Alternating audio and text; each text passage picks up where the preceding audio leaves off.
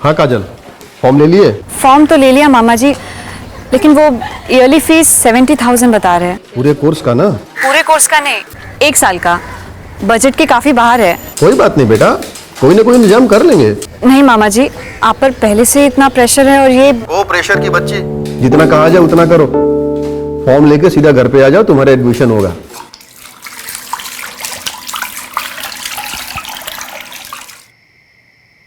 और कोई कॉलेज नहीं है कम फीस वाला? फिर से शुरू मत हो जाओ शीतल। आप दानवीर कर्ण होना बंद नहीं करेंगे और चाहते ये हैं कि मैं शुरू भी ना हूं। अब इसमें दान धर्म की बात कहां से आ गई शीतल? काजल और तरुण दोनों मेरी सगी बहन के बच्चे हैं। तो आरती आपकी सगी बीवी की बेटी है। अगर आप भूल ना गए हो तो वो आपकी भी सगी बेटी है, जो अभी सिर्फ 11वीं में है। और जब वो कॉलेज जाने के लायक होगी ना, तो उसके लिए भी सही कॉलेज ही चुनूंगा शीतल। वैसे भी जब से दीदी और जीजा जी चल बसे हैं, काजल और तरुण दोनों को सगे बच्चे की तरह ही पाला है हमने। पर हम तो अभी जिंदा है ना। आप क्यों मुझे और आरती को जीते जी मार रहे हैं? अपना दिल इतना छोटा मत करो शीतल। सालों से वही रोना धोना लगा के रखा हुआ है। बहुत हो गया, बंद करो ये सब। दीदी मैं सोच रहा था कि एक पार्ट टाइम जॉब कर लूं। कुछ पैसे कमाऊंगा तो आपकी फीस के लिए काम आएंगे। फालतू बात करेगा ना तो 2 थप्पड़ पड़ेंगे तुझे। पार्ट टाइम जॉब मैं करूँ। बट दीदी, मामा जी पर ऑलरेडी बहुत लोड है। दीदी मामा जी वैसे भी कुछ नहीं बोलते और मामी जी उनको कितना हर्ट करती है। तू क्यों सुनता है उनकी बात? देख, अगर तू उनके नजरिए से देखेगा ना तो वो भी सही है अपनी जगह कहीं ना कहीं। दीदी क्या सही है? हर बात पे ताना। भगवान ने तुझे 2 कान दिए हैं ना, सो ताना इन एंड ताना आउट, समझा? और वैसे भी मामा जी और मामी जी ने 12 साल से हमारी देखभाल की। जोक नहीं है यार ये। काश हम कुछ कर पाते। और ये थैंक यू और सॉरी के बोझ से ना बस निकलना है। टाइम तरुण, टाइम। तुम देखना बहुत जल्द एक ऐसा समय आएगा जब हम अपनी स्ट्रगल को भूल चुके होंगे। तुम देखना मेरे भाई।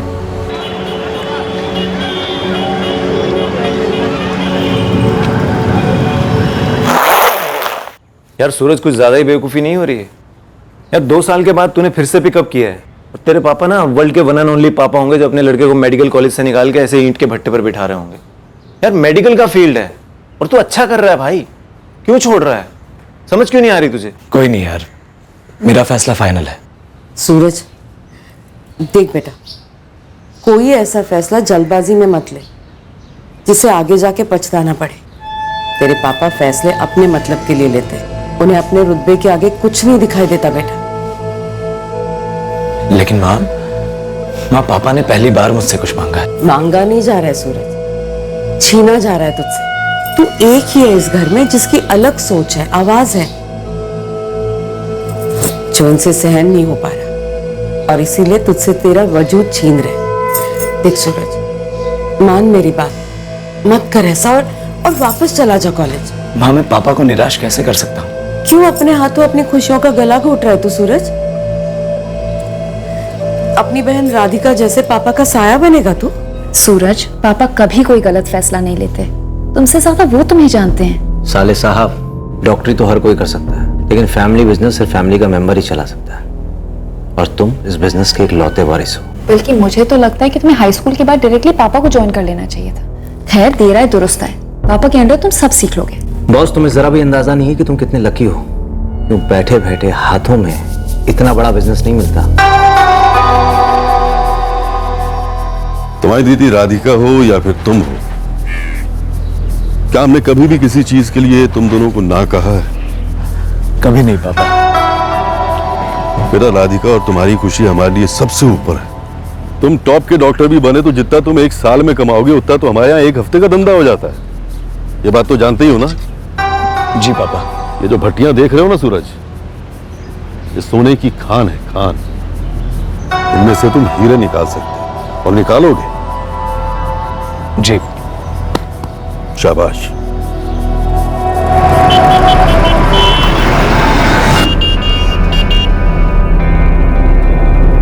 जिंदगी के उस मोड़ पर मुझे भनक तक नहीं थी कि एक दिन मैं सूरज चौहान की जिंदगी का हिस्सा बनूंगी, उसके प्यार में मर मिटूंगी।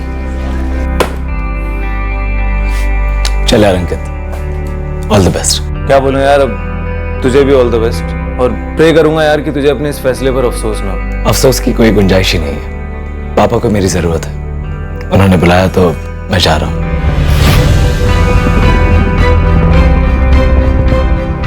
ये फैसला मेरी जिंदगी को कहाँ लेकर जा रहा था मुझे कोई आइडिया नहीं था। मैं अब क्या बनने जा रहा था वो तो मैंने कभी सपने में भी नहीं सोचा था और कभी चाहा भी नहीं था।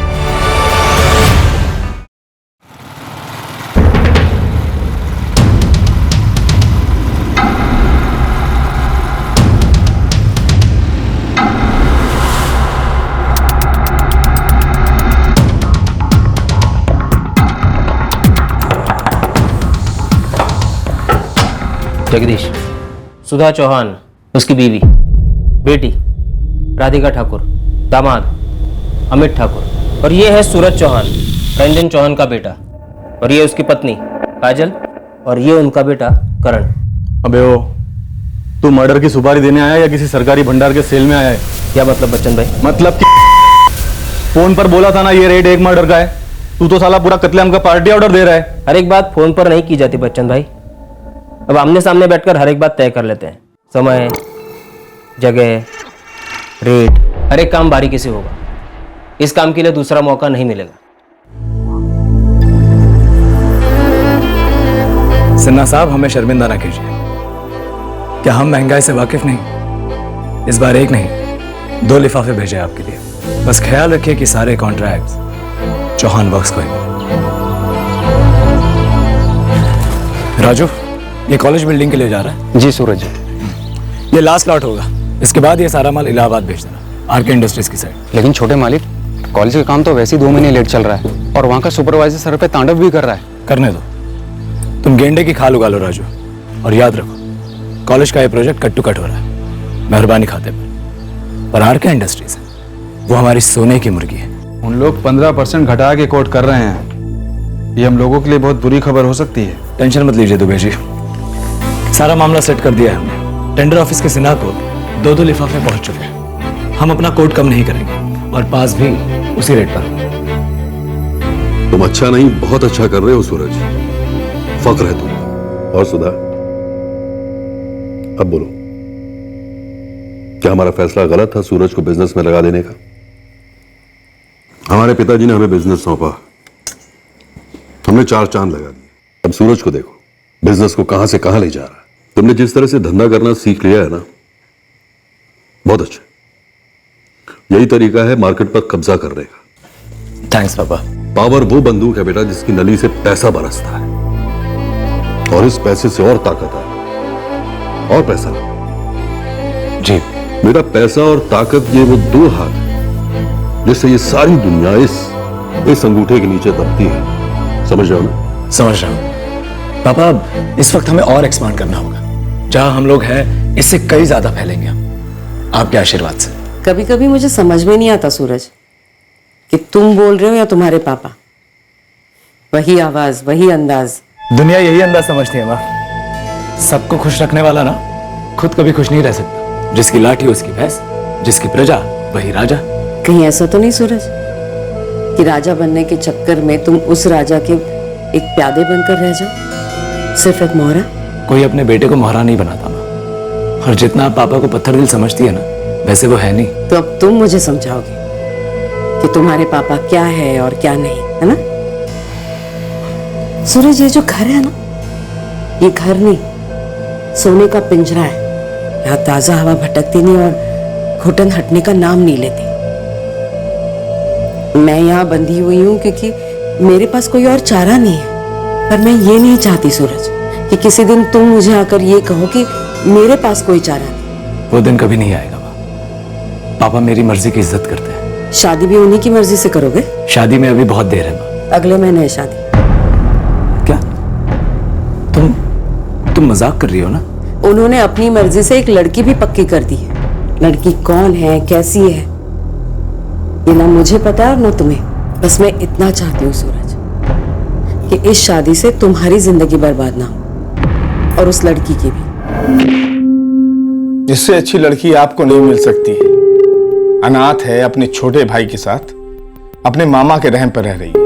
पढ़ी लिखी ग्रेजुएट लड़की है, पर मजाल है कि कभी भी आपके सामने जुबान चलाए। उमेश, इन पढ़ी लिखी मॉडल लड़कियों का कोई भरोसा नहीं है। न जाने कब हमारे सूरज पर हावी होने लगे। अरे सूरज आपका लड़का है, आपका खून है, मुट्ठी में रखेगा उसे। अरे सीधी सादी संस्कारी लड़की है भाई, और बचपन से ही ये दबी रही है। अपनी औकात अच्छी तरह मालूम है इसे। हमारे बड़े भाग हैं जो आप खुद यहाँ काजल को दिखने हैं, और ये जुबान है मेरी आपके लड़के को या आपके खानदान में किसी को भी शिकायत का कोई मौका नहीं देगी काजल। वो अंदाजा तो हमें लग ही रहा है। मेरे लड़की से 2 बातें कर ही लो। जाओ। काजल, हम 2 मिनट बाहर बैठे।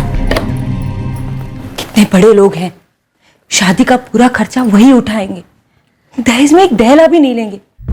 अब भी आप हमारी आरती का नहीं सोच रहे हैं। हमारी आरती की शादी सूरज से करवा देंगे तो राज करेगी हमारी बेटी। एक तो हमारी आरती अभी नाबालिग है और उसने अभी अभी कॉलेज जाना शुरू ही किया है। नाबालिग है तो अभी सगाई कर देते हैं, जैसे ही बालिग होगी हम उसकी शादी कर देंगे। कभी तो खुद से परे होके सोचा करो। आप कभी तो खुद के बारे में सोचिए। हमारी जिंदगी की सारी मक्खन और मलाई अपनी बहन के बच्चों पे लुटा रहे हैं। हमारी आरती के लिए क्या बचेगा?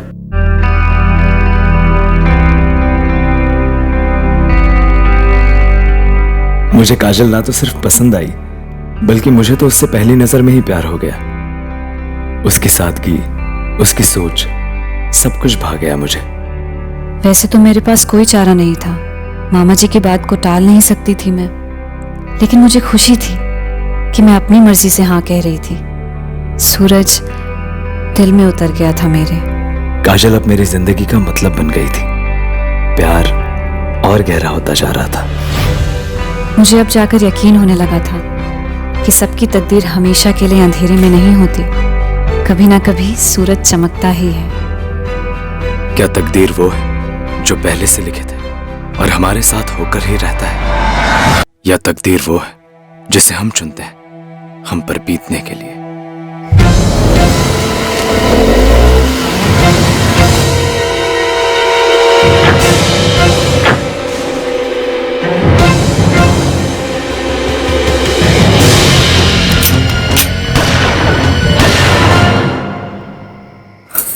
सूरज, गोलियां चलने की आवाज आई ना?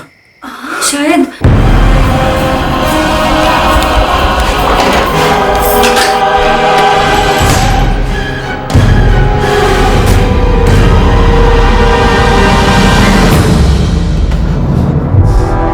सही सुना तूने, यहाँ गोलियां ही चली हैं जिसने तेरी माँ को ढेर कर दिया। क्या? मम्मी! काजल! मम्मी! काजल! काजल! मम्मी! करण! करण! करण! करण! नहीं, नहीं गोली मत चलाना। होगा, लेकिन चिंता मत कर, तुझे और तेरे इस पिल्ले को नहीं मारेंगे। कोई तो बचा रहना चाहिए ना, जो जिंदगी भर दर्द झेले जिसे हम झेल रहे हैं। अब तेरे बाप रंजन चौहान को पता चलेगा कि दर्द ताकत से बहुत ज्यादा ताकतवर होता है। करण! करण! काजल! काजल! काजल! काजल! काजल! काजल! काजल, तुम ठीक हो ना? हाँ मैं ठीक हूँ, ठीक तो है ना? लेकिन तुम्हें क्या हुआ? काजल, वो शुक्ला भाई आए थे, हम दोनों ने माँ को माँ माँ माँ माँ माँ। क्या हुआ सूरज?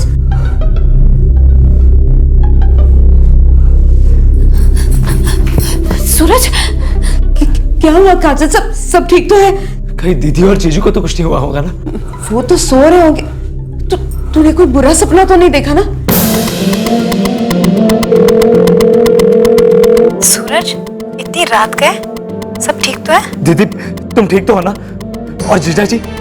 सब ठीक है सूरज, हुआ क्या है कुछ बताओगे भी? दीदी, आप और जीजा जी संभल के रहना। वो दोनों शुक्ला भाई वो अटैक कर सकते हैं। वहां सब ठीक है ना? तुम ठीक हो ना?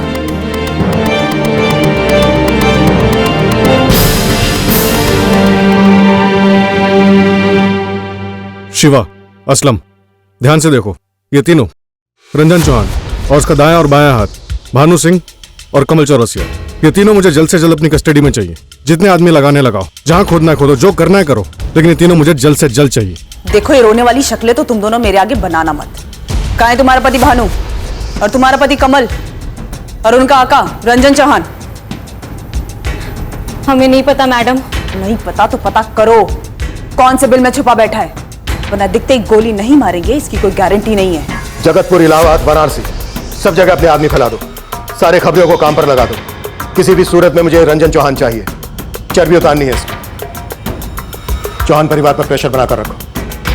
कानून सिखा रहे थे, सर्च वारंट मांग रहे थे। अब इन्हें बताते हैं कि सर्च वारंट लेकर आने वाली पुलिस क्या क्या कर सकती है।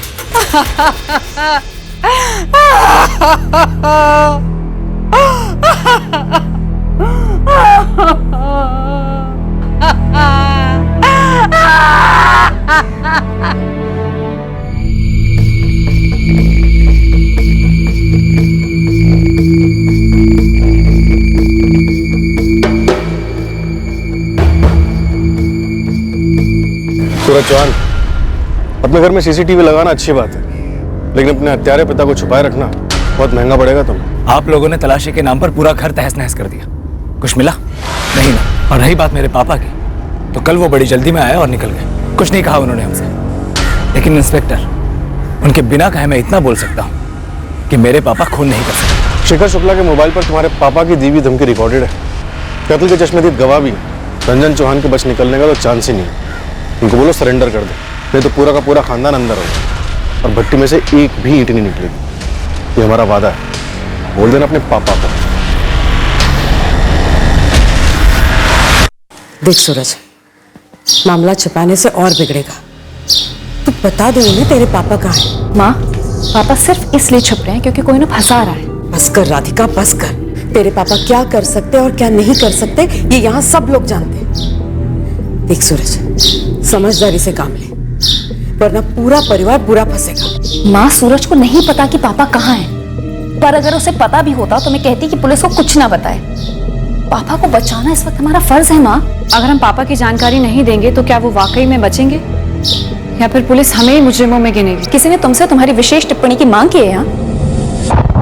माँ, मैं सच में नहीं जानता कि पापा कहाँ छुपे हुए हैं। उनका फोन भी स्विच ऑफ है, पुलिस उन्हें ढूंढ रही है। मैं खुद चाहता हूँ कि पापा ओवरग्राउंड आए।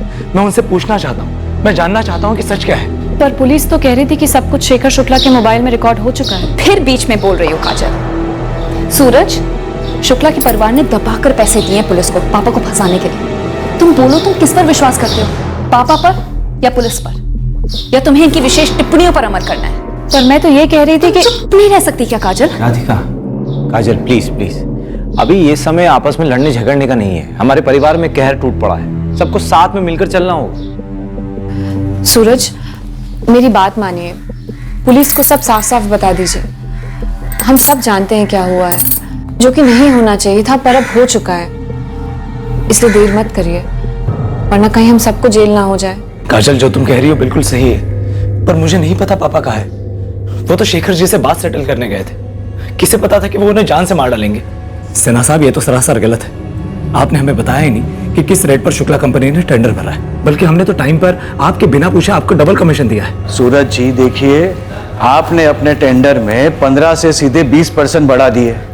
आपने मुझे बताई ये बात। आपका काम आम खाना है ना, पेड़ क्यों गिरेंगे आप?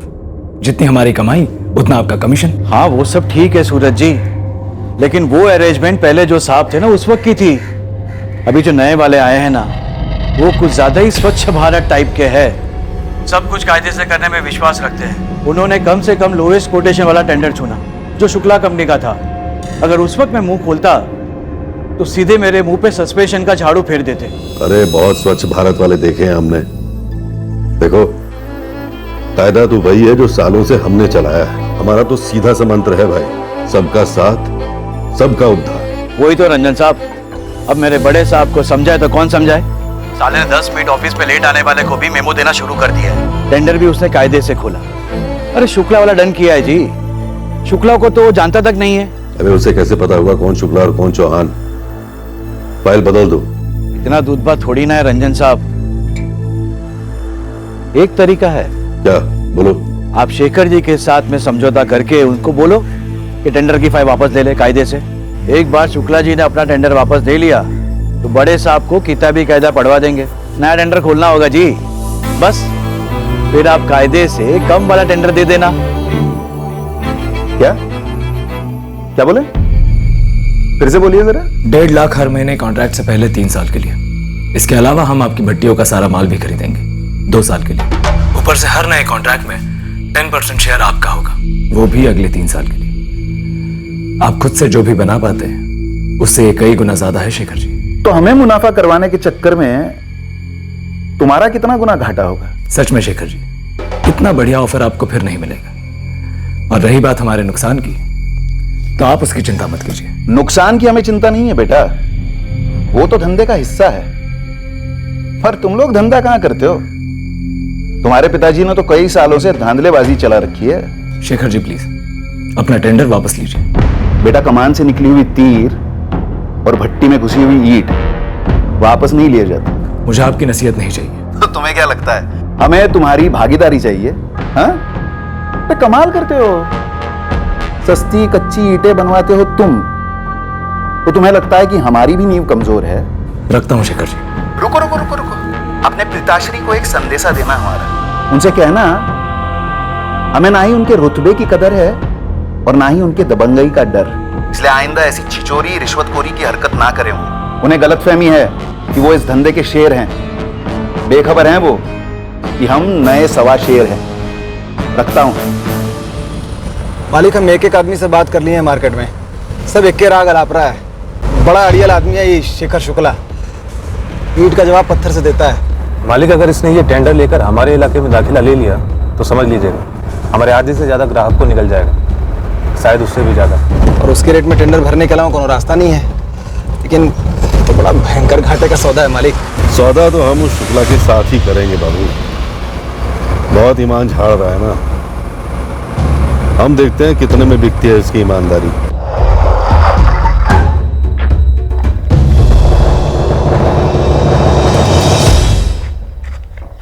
चलो चलो दफा हो जाओ, निकलो यहां से। तुम्हें अंदाजा नहीं है कि हम इस धंधे में कितने पुराने हैं। अंदाजा तो तुम्हारे मुंह से निकलती दीमक से मिल ही जाता है। वैसे सब कुछ रिकॉर्ड कर लिया है हमने, तुम्हारा ऑफर और तुम्हारी धमकी भी। अब अगर ये रिकॉर्डिंग मैं सरकारी दफ्तर पहुंचा दूं ना, तो तुम्हारे सारे सरकारी कॉन्ट्रैक्ट खारिज हो जाएंगे। फिर रंजन चौहान बुढ़ापे में नंगे हो जाओगे तुम। क्या पकड़ा है? पता किससे बात कर रहा है? मालिक कितना तमीज से ऑफर दे रहे हैं और तुम होके बदतमीजी कर रहे हो। बेवकूफी ना करो। जिस ईमानदार ऑफिसर के भरोसे तुम इतना फुदक रहे हो ना, उसका तो मैं चंद ही दिनों में करा दूंगा तबादला। और उसके बाद जानते हो क्या होगा? नंगे हो गए तुम, मार्केट से निकाला होगा तुम्हारा। मीरा, पुलिस को फोन लगाओ, आज के आज इसे अंदर करवा देते। फोन रख, तू पुलिस को फोन लगा। फोन रख, अरे तू फोन लगा।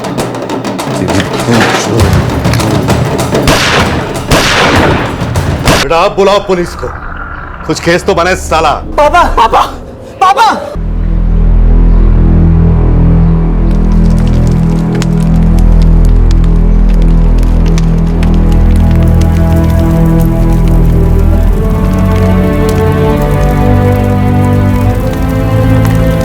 कितनी बार पूछोगी तुम और कितनी बार बताऊंगा मैं? मुझे नहीं पता पापा कहाँ है। सूरज, क्या तुम्हें ऐसा नहीं लगता कि पापा जी का यही स्वार्थ, उनका यही बर्ताव एक दिन हम सबकी जिंदगी को खतरे में डाल सकता है?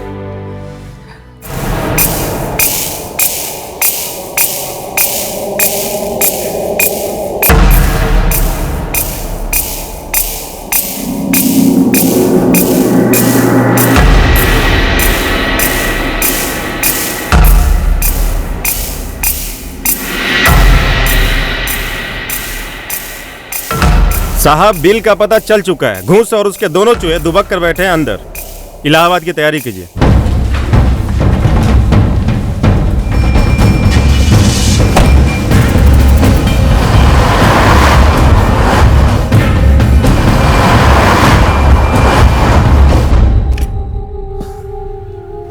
शहर में एक ऐसी दीवार नहीं है जहां हमारी फोटो लगा दी इन लोगों ने। डर लग रहा है? पेशाब निकल रहा है डर के मारे? नहीं मालिक, बस हमें एक जगह पर नहीं रुकना चाहिए।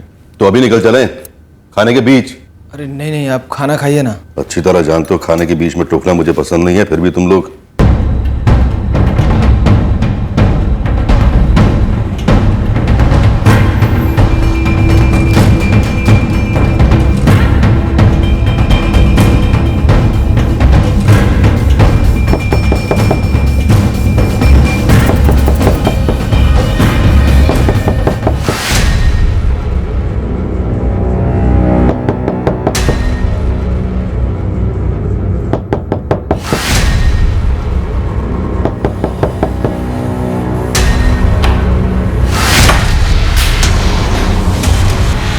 2 सेकंड में अगर हथियार नहीं डाले तो ऑर्डर है हमारे पास, जिंदा या मुर्दा।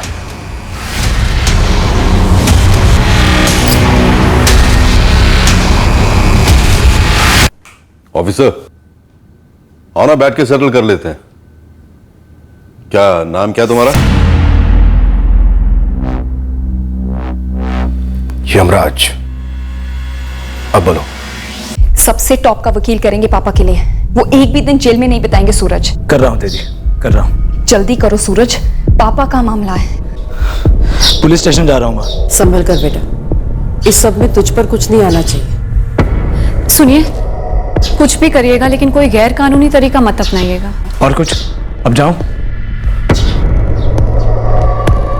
मैडम, हमने आपको रंजन चौहान की धमकियों की सारी रिकॉर्डिंग्स दी। कत्ल हमारे सामने हुआ है, हम गवाह हैं। रंजन चौहान सीधे फांसी के फंदे पर चलना चाहिए मैडम। पुलिस स्टेशन में हो तुम लोग, कोई सुपारी वाले के अड्डे पे नहीं हो। तुम लोग का बयान रिकॉर्ड कर लिया गया है, अब कोर्ट तय करेगा कि क्या करना है। मैडम, हमारे पापा को मार डाला हमारी आंखों के सामने। जानती हूं मैं, और उन तीनों को कस्टडी में ले भी लिया गया है। फिलहाल आप लोग जा सकते। अगर वो लोग आपको कोई भी ऑफर देते हैं, चाहे जितने का भी हो, हम आपको उससे डबल देंगे उन तीनों को ठोकने का। देखिए, अगर आप दोनों ने अपने पापा को नहीं खोया होता और आप इतने शौक में नहीं होते, तो इस बात का मुंह तोड़ जवाब मैं मुंह तोड़ कर ही देती। कोई बात नहीं, खड़े खड़े स्टेटमेंट दे दो, हमें कोई फर्क नहीं पड़ता। जो रिश्वत और धमकी की बात तुमने शेखर शुक्ला से की, वो उसके मोबाइल पर रिकॉर्ड हो चुकी है। हम तो सुन चुके हैं, तुम्हें भी सुननी? रिवाइंड करें? रिवाइंड में क्या रखा है? फॉरवर्ड की बात करो, रेट बोलो। क्या लोगे डिलीट करने का? और कुछ है बोलने के लिए? हम कोर्ट में कह देंगे ये आवाज हमारी है ही नहीं। कोर्ट हमारी साइड लेगी और तुम्हारी धज्जियां उड़ेंगी कोर्ट में। अब होना नहीं चाहिए था, हो गया। आदमी तो वापस आने से रहा, तो हम सब आगे बढ़ सकते हैं। केस वेस को भुला के तुम अपना रेट बोलो। मिश्रा, इसे हवलदार राम सिंह को सौंप दो। उससे कहो कि स्टेटमेंट दे या ना दे, लेकिन तबीयत से इसकी धुलाई करे। ये गिड़गिड़ाना चाहिए, रेंगना चाहिए। इस लॉकअप की जमीन इसके पिघलते क्रूर से गीली होनी चाहिए। सर,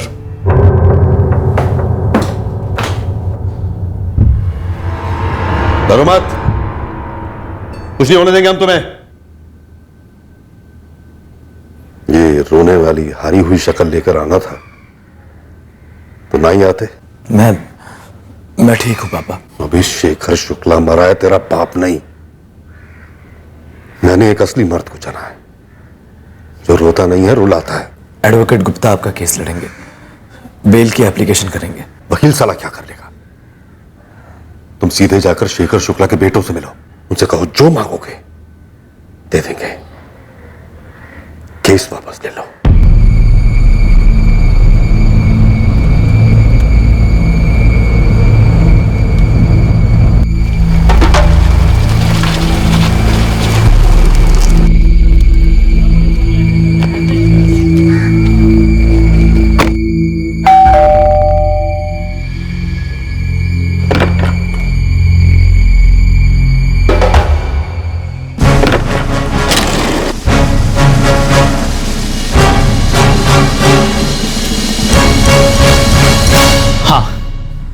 अब बोल, कौन सा सौदा करना चाहता है?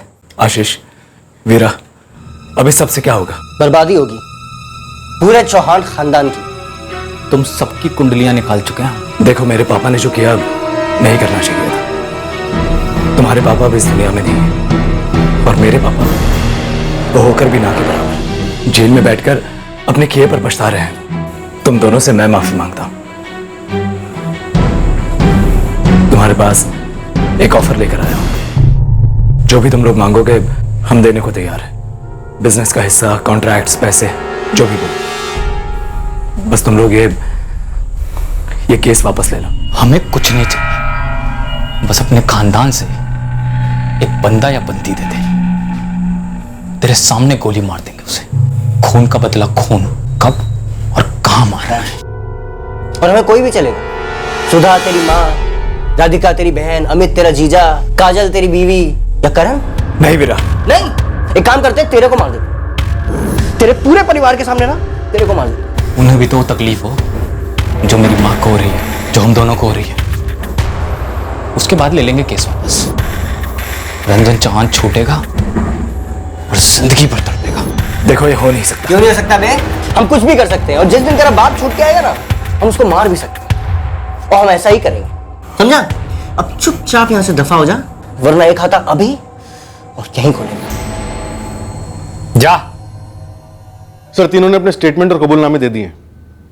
मिश्रा, अगली चार्जशीट फाइल करो। हमें रंजन चौहान के अगेंस्ट फुल प्रूफ केस बनाना है। ये मिसाल होनी चाहिए उन गुंड और दबंगों के लिए कि अगर वो कानून तोड़ेंगे तो हम उन्हें तोड़ेंगे। और क्या कर सकते हैं? अरे बेल नहीं हुई तो दोबारा कोशिश कर सकते हैं, पर केस कोर्ट में नहीं आना चाहिए सूरज। पैसे ठूस दो सबके मुंह में। इस पुलिस टीम के सामने पैसों का नाम भी लिया ना तो गिरफ्तार कर लेंगे तुरंत। एक आइडिया है मेरे पास। कमल और भानु के साथ ना सौदा करते हैं। लोगों को बोलते हैं कि सारा इल्जाम अपने सर पर ले लें, उनकी फैमिली की जिम्मेदारी हम ले लेंगे ना। अरे पापा तो छूट जाएंगे। पर पापा ने धमकी दी थी, वो वहां मौजूद थे। अरे पापा मौजूद थे, लेकिन पापा को थोड़ी मालूम था ये दोनों क्या रिएक्ट करेंगे। दोनों में से किसी ने गुस्से में आके गोली मार दी। पापा ने कोशिश की थी रोकने की दोनों को। फिर पापा भागे क्यों, छुपे क्यों? पुलिस ने स्टेटमेंट लिए, कबूलनामा लिया। अरे सूरज, वो सब कोर्ट में देखा जाएगा यार। और नहीं तो क्या, हम दिल्ली विली से सबसे टॉप का वकील करके लाएंगे पापा के लिए। सब कुछ बदला जा सकता है सूरज, और ये कोई पहला मर्डर केस नहीं होगा जहाँ कातिल बाहर निकल गया। और सोचो, पापा ने तो जो किया वो गुस्से में आके किया। कोई बुरे आदमी थोड़ी है वो, अच्छे हैं, बल्कि सबसे अच्छे हैं। हम उन्हें कोई जेल में छोड़ सकते हैं क्या? सवाल ही पैदा नहीं होता। अरे इतने लोग इतने मर्डर करके बाहर घूम रहे हैं, बिजनेस कर रहे हैं, मिनिस्टर बने बैठे हैं, उनका क्या? सूरज के पापा को सिर्फ एक कत्ल की सजा नहीं मिली है काजल, ये सजा है हजारों जिंदगियों को रौंदने की सजा। अपने परिवार वालों के साथ न जाने कितने लोगों की। काजल, उसके पापा अच्छी तरह से जानते हैं कि सूरज को चिकनी मिट्टी की तरह मोड़ा जा सकता है, उससे कुछ भी करवाया जा सकता है, कुछ भी। देख बेटा, तो ऐसा कुछ भी होने मत देना। हम दोनों में से तेरा उस पर ज्यादा असर है। नेकी और सच्चाई की लगाम कस के पकड़े रहना। ये लगाम अगर हल्की सी भी छूट गई ना बेटा, तो जिंदगी बर्बाद हो सकती है। दूर रहूं काजल? काजल मेरे पापा है वो, और तुमने ये बात कही भी कैसे? तुम अच्छी तरह जानते हो, पापा को सिर्फ झूठ और फरेब से बचाया जा सकता है। इंसान से गलती हो जाती है काजल। मेरे पापा का गुस्सा उन पर हावी हुआ। पर क्या उन्हें पछतावा है अपने किए पर? अगर गुस्से में किया होता तो पछतावा होता। यूं कानून से भागते नहीं वो। पर याद करो, तुम क्या बनने निकले थे? एक डॉक्टर, एक जान बचाने वाला, और अब एक जान लेने वाले को बचाने में लगे हुए हो। मेरे पापा भी तो है वो। मैं जानती हूँ वो तुम्हारे पापा है, और मैं उनसे कोई नफरत नहीं करती, और ना ही चाहती हूँ कि जेल में उन्हें कोई तकलीफें हो। लेकिन कानून हम सबसे ऊपर है, इसलिए जो कानून फैसला लेगा वो भगवान का फैसला समझकर हम सबको कबूल करना होगा। सूरज, एक रात ऐसी नहीं जाती जब मैं नहीं सोचती कि काश तुमने अपनी मेडिकल की पढ़ाई जारी रखी होती। भले ही मुझसे शादी नहीं होती तुम्हारी, कम से कम तुम एक अच्छे इंसान बनकर तो रहते। पता है, मैं तुमसे बहुत प्यार करती हूँ, और उससे भी ज्यादा तुम्हारी इंसानियत से। कभी मत खोना उसे। तब मेरी समझ के बाहर था कि जिंदगी कभी ऐसा भी मोड़ लेगी। अब भी सोच धुंधला जाती है। जिस रास्ते पर मैं चल पड़ा वो नियति की वजह से नहीं था, बल्कि वो रास्ता मैंने खुद अपने हाथों से खोदा था। देखो, हमारे तुम्हारे पतियों से कोई दुश्मनी नहीं। कमल और भानु वो तो सिर्फ नौकर है रंजन चौहान के, मोहरे हैं उसके। अब हम तुमसे जो कहने जा रहे हैं ध्यान से सुनो। सूरज तुम्हारे पति से यही कहने वाला है कि कत्ल का इल्जाम अपने सर पर ले लो। हम कह रहे हैं कि कत्ल का इल्जाम उसी के सर पर डालो जिसने कत्ल किया है। उससे वो छूट जाएंगे? छूट सकते हैं, सजा काफी कम हो सकती है, और जब तक वो अंदर रहेंगे तब तक तुम्हारे पूरे परिवार की देखभाल हम करेंगे, और उनके बाहर निकलने के बाद भी उनको नौकरियां हम देंगे। चौहान की भट्टी अब हमेशा के लिए ठंडी पड़ेगी। रंजन चौहान को सजा होगी तगड़ी अगर तुम्हारे पति गवाह बनते हैं। अपने अपने पति से मिलो और उनको कहो कि सरकारी गवाह बन जाए।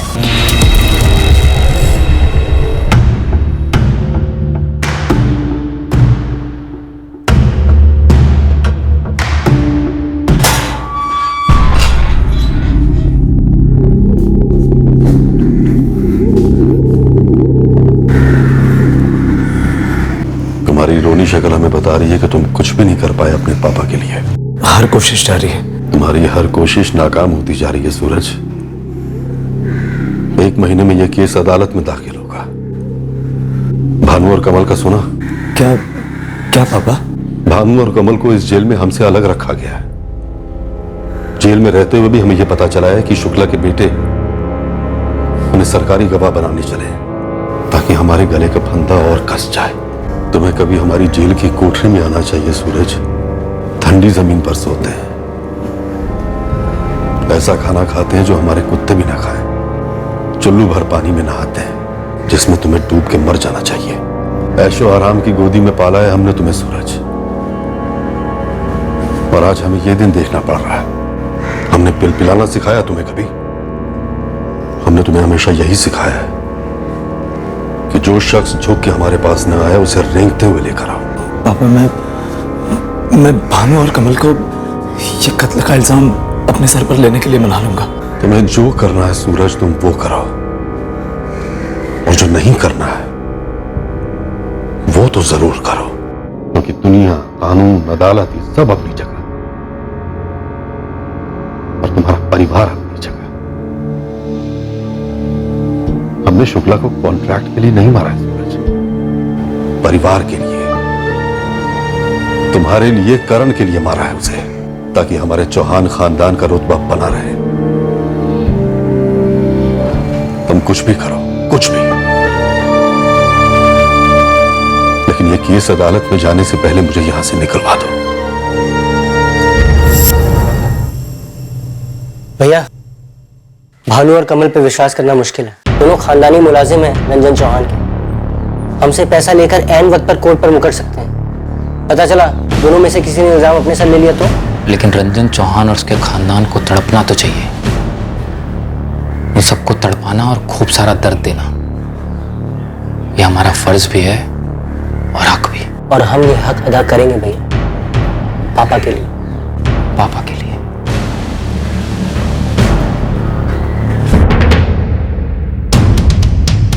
कत्लेआम नहीं करना है बच्चन भाई, चुन चुन के मारना है। इतना क्लियर कर कि कितने मारने हैं और कब मारने हैं, और पूरा डिटेल लगेगा। और मारते वक्त अगर कोई बीच में आया और गलती से मर गया तो उसका भी चार्ज लगेगा, वो भी पूरा। सुन लिया? और फटाफट पूरा प्लान बता। और एक बात याद रख, अगर एक बार डेट फिक्स हो गई ना फिर हिलना मत। और वैसे भी ये काम जितने जल्दी हो जाए उतना अच्छा है, क्योंकि हम लोग एक जगह पर ज्यादा रुक नहीं सकते, और अगर रुके तो चार्ज लगेगा एक्स्ट्रा।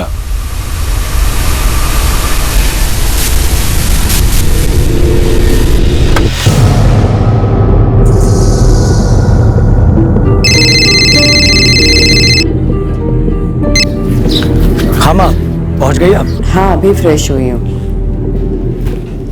तुम्हारे मामा जी तुम्हें, काजल, करण, राधिका, अमित सबको याद कर रहे थे। आपने बताया ना उन्हें हम क्यों नहीं आ पाए? हाँ, मैंने बता दिया उन्हें।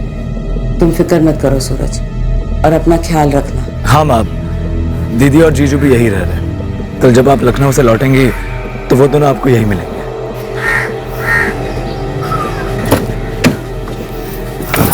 काजल, जाना जरूरी है क्या? सूरज, तुम अपनी दीदी को मुझसे बेहतर जानते हो। एक बार जिद पकड़ ली कि बाहर का खाना खाना है तो बस कोई उनकी बात नहीं बदल सकता।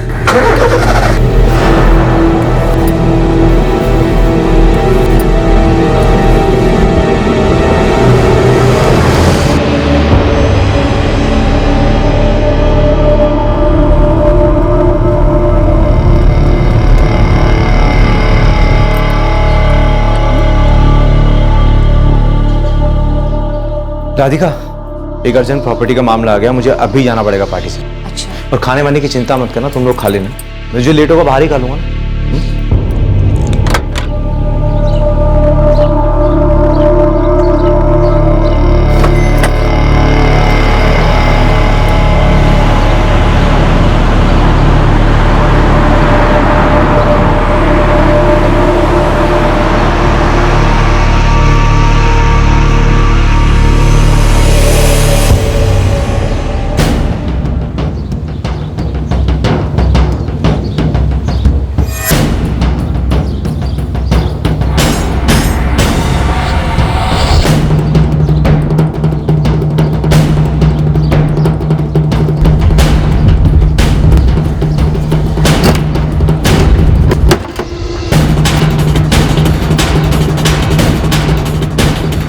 जल्दी से मिटा दे।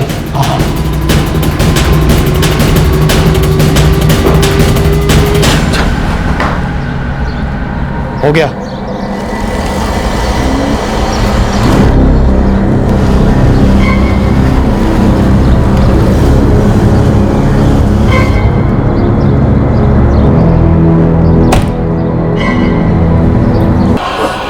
सूरज,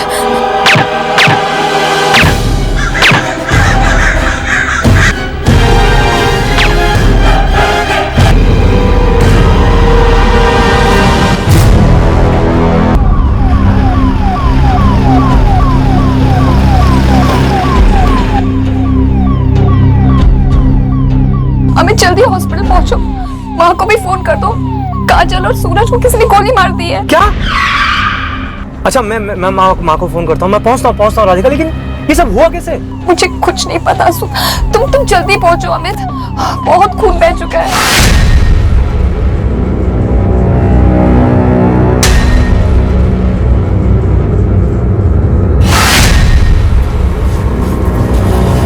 पड़ोसी कोठरी में पूछताछ की, किसी ने भी फायरिंग की आवाज नहीं सुनी। साइलेंसर यूज किया होगा, देखो ताला भी तोड़ा गया।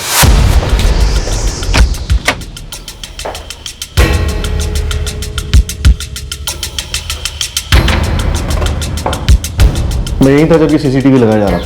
और अब सीसीटीवी डिस्कनेक्टेड है सर। जानबूझकर डिस्कनेक्ट किया गया।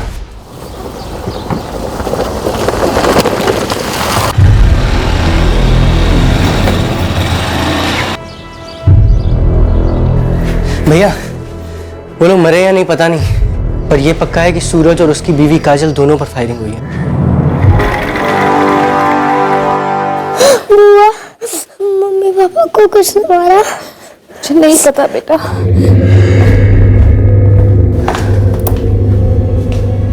राधिका ठाकुर जी। क्राइम ब्रांच पे आई सौरभ यादव, कैसे हुआ ऐसा? जी मुझे नहीं पता इंस्पेक्टर। आप घर पर थी, आपने हमें फोन किया, एम्बुलेंस को फोन किया, पर उससे पहले मैंने काजल और सूरज को फोन किया था। रिंग जा रही थी पर वो दोनों फोन नहीं उठा रहे थे। कहाँ गए थे वो लोग? सर वो रेस्टोरेंट गए थे खाना लेने के लिए, बहुत देर हो गई थी पर वापस नहीं आए थे। बेटा करण, मैं जरा बाहर से ये देख कर आती हूँ आपके मम्मी पापा फोन क्यों नहीं उठा रहे।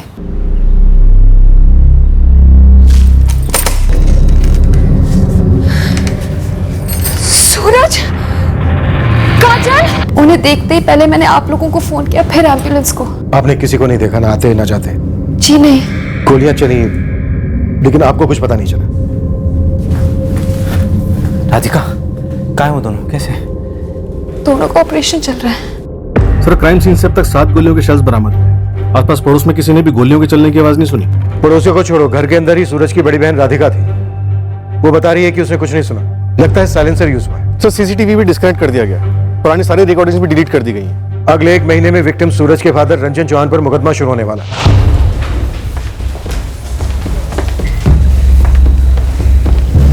रंजन चौहान, मालिक कह के पुकारते हैं लोग हमें आदत नहीं है कोई हमें इस तरह से हमारे नाम से बुलाए। तो ये नाम वाम छोड़ो, एक दुखद समाचार है तुम्हारे लिए। यही कि मेरे दोनों वफादारों को शुक्ला के पिल्लों ने खरीद लिया।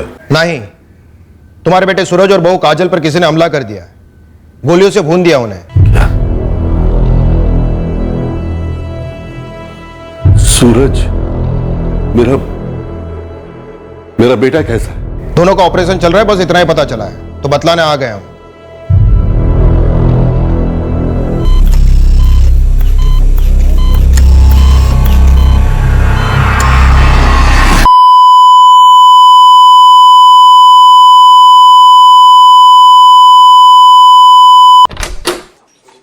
डॉक्टर साहब, सब आउट ऑफ डेंजर है ना? आई एम सॉरी, काजल चौहान को नहीं बचा पाए। और मेरा भाई सूरज, सूरज ठीक है ना? उनकी हालत भी काफी क्रिटिकल है, और अगर बच भी गए तो दाहिना पैर उनकी एम्पुटेट करना होगा, आई मीन काटना होगा। क्या?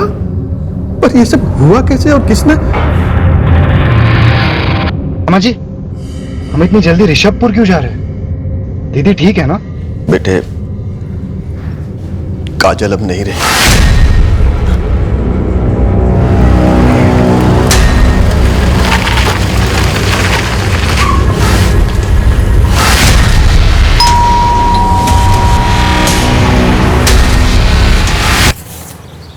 ऑफिस में नहीं मिले तुम दोनों तो हमें लगा तुम भाग गए। हम इतने बेवकूफ़ हैं कि ऐसे माहौल में भाग खड़े हों ताकि आप हम पर शक कर सकें। 4 गोलियां सीने में, हार्ट लंग्स सब कुछ छन्नी। डॉक्टर, सूरज के बचने के क्या चांस है? बच जाएगा। शुक्र है कि उसके ऊपर चलाई गई तीनों गोलियां उनके दाहिने कंधे और पैर में लगी। राइट लेग को शायद एम्पुटेट करना होगा। कब तक बात कर पाएगा? मोस्ट प्रोबेबली परसों शाम तक।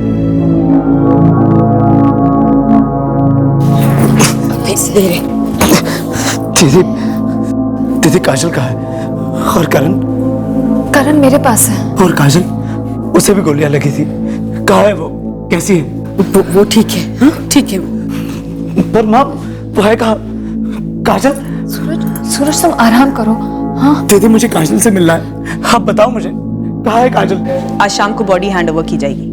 मैडम कुछ तो बता दीजिए, क्यों हुआ ये सब? मैडम, कोई बोल रहा था कि किसी शुक्ला ब्रदर्स ने बदला लिया है। देखिए सर, कांड होने के बहुत देर के बाद हमें खबर मिली, ठीक है? सीसीटीवी डिस्कनेक्ट कर दिया, फुटेज डिलीट कर दी, तो क्या सच में डिलीट हो गया? सच तो आप पहले से तय करके आए हैं सर। और सर, अगर हमें अटैक करवाना था तो क्या हम ऐसे दिन दहाड़े उनके घर चले जाते? सर, हमने तो उनकी कोठी कभी देखी तक नहीं है। तुम्हारा कोठी का मुआयना करना भी सीसीटीवी में कैद हो गया होगा, इसीलिए तो फुटेज डिलीट कर दिया। मुझे क्या कल का पैदा हुआ समझा? और तुम क्या आज क्या शातिर हो? मंजे में खिलाड़ी हो दोनों। तो वो लोग कौन से नौसिखिए थे सर? और सीसीटीवी कोई घर में सजावट के लिए तो नहीं लगवाता ना? और अगर हम उनकी कोठी का मुआयना कर भी रहे थे तो हम पहले पकड़ में नहीं आते क्या? हमने नहीं किया सर, नहीं किया। लेकिन हाँ, हम ये नहीं कहेंगे कि सुनकर बहुत दुख हुआ हमको। भड़ास तो हमें कूट कूट के भरी है सर, और ख्यालों में तो न जाने हमने उन्हें कितनी बार भूना है, पूरे परिवार को। लेकिन सर, ना हम पागल हैं और ना बेवकूफ जो अपने पिताजी के मुकदमे के चंद दिन पहले इस तरह का कांड कर बैठेंगे। सूरज को जिस बात का डर था, देखिए सर, वही हो गया। लगता तो कुछ ऐसा ही है। पर अमित, एक बात हमें हजम नहीं हो रही। क्या सर? चंद मिनटों में सीसीटीवी को डिस्कनेक्ट करना, पुरानी सारी रिकॉर्डिंग्स को डिलीट करना, ये काम सिर्फ वही कर सकता है जिसे ये काम करना अच्छे से आता हो। और उन लोगों को ये पहले से मालूम था कि सीसीटीवी का कंट्रोल कहां पे है। उन लोगों ने घर के अंदर भी अटैक नहीं किया, अब बाहर आंगन में किया। कोई भी गलती नहीं की। ऐसा कैसे?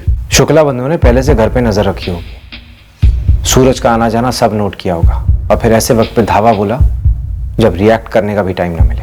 लेकिन वो लोग काफी स्पेसिफिक थे। सूरज और काजल पे उन्होंने तब अटैक किया जब वो लोग वापस आए।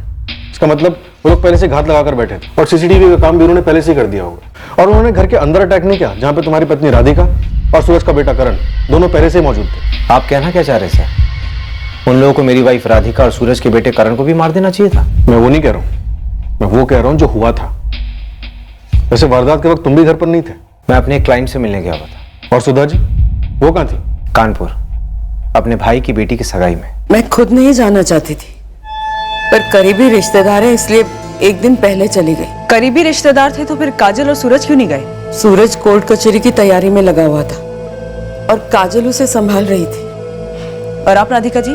हाँ, वो मैंने ही बुलाया था इन दोनों को ताकि सूरज अकेला ना पड़े। बहुत घबराहट थी, डरे हुए थे हम। किस बात का डर? शुक्ला के लड़कों का। उन्होंने धमकी दी थी कि वो पूरे चौहान खानदान को साफ कर देंगे। 3 महीनों से हम डर डर के जी रहे हैं, और जिसका डर था वही हुआ। उन्होंने तो हमें जीते जी मार डाला ना, काजल को मार डाला। हम तो सूरज को बता तक नहीं पाए अभी तक। मैं कोई बात नहीं करूंगा इंस्पेक्टर, तब तक नहीं करूंगा जब तक मैं खुद अपनी काजल को नहीं देख लेता। रूम बताइए मुझे, मैं खुद चला जाता हूं। काजल किसी भी रूम में नहीं है सूरज। अब काजल इस दुनिया में नहीं रही। जब परसों तुम दोनों को यहां लाया गया था तो उसकी काफी ब्लीडिंग हो चुकी थी। डॉक्टर्स काजल को नहीं बचा पाए।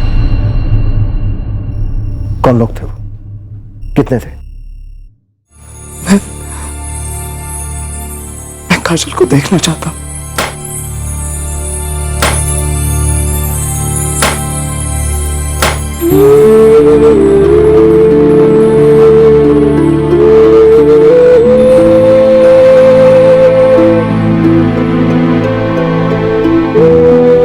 काजल और मैं हाईवे की तरफ गए थे, हम सबके लिए खाना लाने।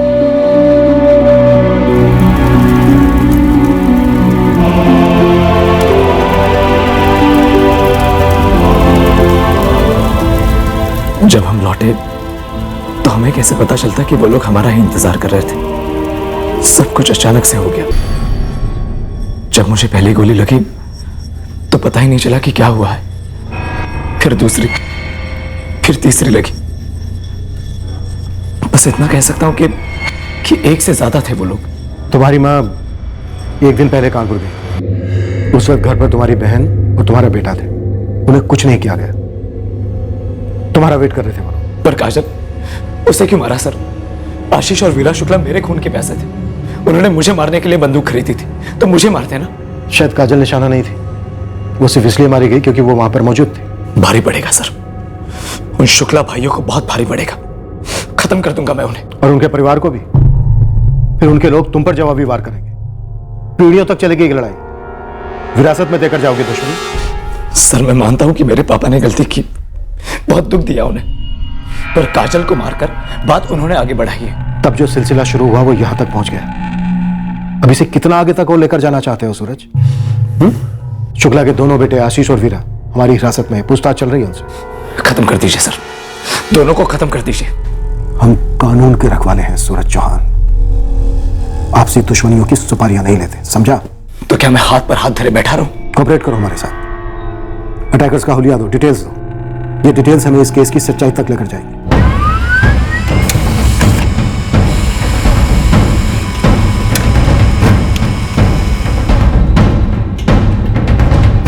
शिवा, असलम, सूरज से हमें कोई भी स्केच नहीं मिल पाया। उसे बस इतना याद है कि सभी अटैकर्स ने अपने चेहरे पे गमछा बांधा हुआ था। मैडम आप बोल रही हैं कि शुक्ला बंधुओं के फोन रिकॉर्ड्स ठंडे हैं। अभी तक कुछ भी नहीं मिला है। गमछा पहने हत्यारे तो पेशेवर किराए वालों का काम है, सुपारी दी होगी। सीसीटीवी फुटेज उड़ाई, काम काफी सफाई से किया है, टेक्नीशियन की तरह। मैडम ये टेक्निकल सुपारी वाला गैंग पहली बार सुनने में आ रहा है। इस आशीष और वीरा के एक एक मूवमेंट की डिटेल में खबर चाहिए मुझे।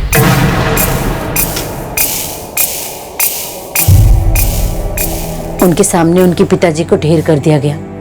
मैंने उन्हें कहा था अपनी हिफाजत के लिए हथियार खरीद लो। क्या गलत किया? एक 4 साल के बच्चे से उसकी माँ को छीन लिया गया। क्या ये गलत नहीं है? क्या हथियार सिर्फ मेरे लड़कों के पास है? उन चौहानों की किसी से कोई दुश्मनी नहीं। सिर्फ एक टेंडर के लिए उन्होंने मेरे पति को मार डाला। पता नहीं और कितने लोगों के साथ उन्होंने क्या क्या किया हो। काजल चौहान का किसी टेंडर वेंडर से कोई लेना देना नहीं था, फिर भी वो बहुत बेरहमी से मारी गई। आप इस बात पर जरा गौर कीजिए और अपने बेटों को उनका जुर्म कबूल करने दीजिए। कैसा खानदान निकला ये चौहान परिवार। गोलियों से होली खेलते हैं। मैं ही बेवकूफ थी जो हमारी आरती को काजल की जगह उस परिवार में ब्याहना चाहती थी। सही किया जी आपने, जो उस परिवार को हमारी आरती के लिए नहीं चुना। बच गई हमारी आरती।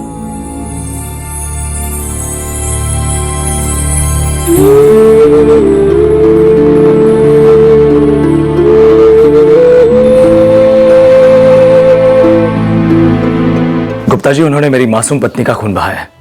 पूरी प्लानिंग के साथ सारे सबूत भी मिटा दिए उन्होंने। जितने पैसे लगेंगे ना, मैं बहाने को तैयार हूं। बस वीरा और आशीष शुक्ला को जमानत नहीं मिलनी चाहिए। सूरज बेटा, ये वक्त तुम्हें करण के साथ बिताना चाहिए। माँ मर गई है बच्चे की। उसके लिए तुम हो ना माँ? हाँ, पर मैं चाहती हूँ कि तुम भी रहो। बंद कर दो ये बदले का खेल। माँ मुझे मार देना तो समझ में आता, लेकिन काजल, उसकी क्या गलती थी? काजल ने कीमत चुकाई, बहुत बड़ी कीमत, अपनी जान देकर, जिसकी शुरुआत तुम्हारे पापा ने की थी। माँ, आपको तो दुनिया की हर बुराई का कारण ना बस पापा ही लगते हैं। और तुम्हारी दुनिया तुम्हारे पापा से शुरू होती है और पता नहीं कहां जाके रुकेगी। तुम भी गुनहगार हो काजल के सूरज।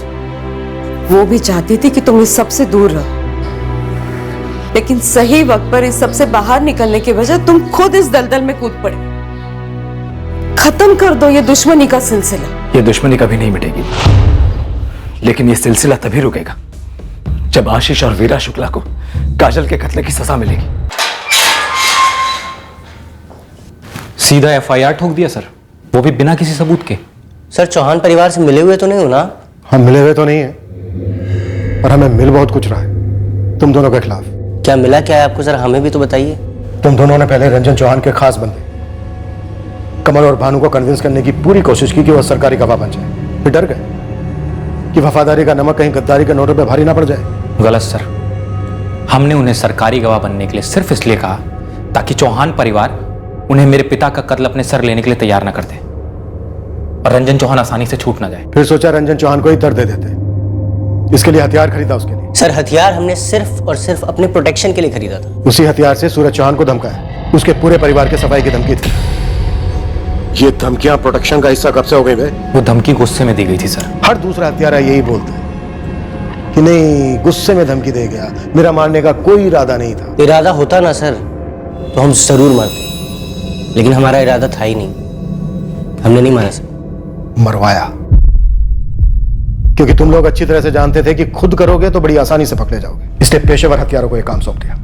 कौन था उस गैंग का लीडर? कहां से आए थे वो लोग? सर आपके पास क्या सबूत है कि हमने किसी गैंग वैंग को सुपारी दी थी?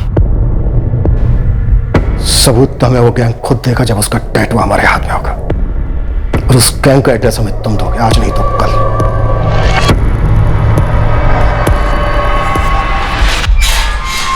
भैया क्या? कहीं जोश में आके आपने कोई लकीर तो पार नहीं की है ना? रंजन चौहान और उसके खानदान को तड़पना तो चाहिए यार। हद है वीरा, अपने भैया पे शक कर रहे हो? मुझे आप पे पूरा भरोसा है, बस मैं इतना कहना चाहता हूं कि अगर ऐसा कुछ हो तो मुझे पता होना चाहिए। मैडम ये जो सीसीटीवी कैमरे की इंफॉर्मेशन थी ये कोई अंदर वाले ने ही दी होगी।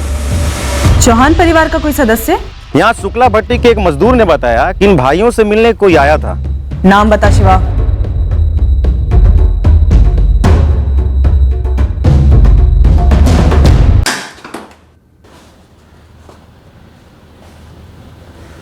सूरज कैसा है?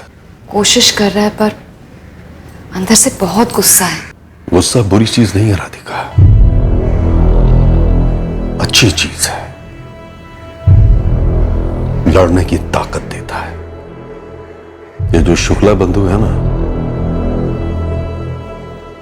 उनके साथ हमें पूरी ताकत से लड़ना होगा, कुचलना होगा उन्हें। कुचलना समझती हो ना बेटा? जी पापा, जड़ से खात्मा। काजल चौहान? काजल चौहान शुक्ला बंधुओं से मिलने गई थी, ये कंफर्म्ड है।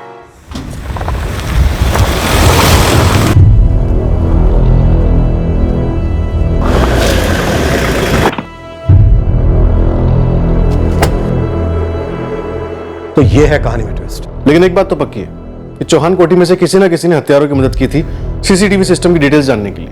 कौन? सर पहले मुझे लग रहा था अमित ठाकुर, घर का दामाद, जो वारदात के टाइम काफी कन्वीनियंटली अपने क्लाइंट की मीटिंग के बहाने बाहर निकल गया था। एक अर्जेंट प्रॉपर्टी का मामला आ गया, मुझे अभी जाना पड़ेगा पार्टी सेंटर। अब ये न्यूज, काजल ये शुक्ला बंधुओं से क्यों मिली होगी और फिर मारी भी गई? सर शायद कोलैटरल डैमेज होगा। टारगेट सूरज होगा पर ये साथ में थी, पर फिर भी मारी गई शुक्ला टीम में होने के बावजूद। लेकिन ये उस टीम में क्यों थी? हाँ वो आई थी मुझसे मिलने। ये तुझे पता था वीरा? काजल चौहान, संजन चौहान की बहू, सूरज चौहान की पत्नी, तुझसे मिलने क्यों आई?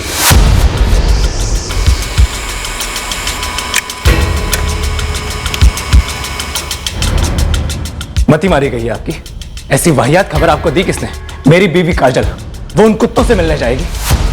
पहले तो बेरहमी से कत्ल कर दिया उसका, अब उसे बदनाम करने की कोशिश कर रहे हैं। हमें ये बात शुक्ला बंधुओं ने नहीं बताई, बल्कि हमने खुद पता लगाया।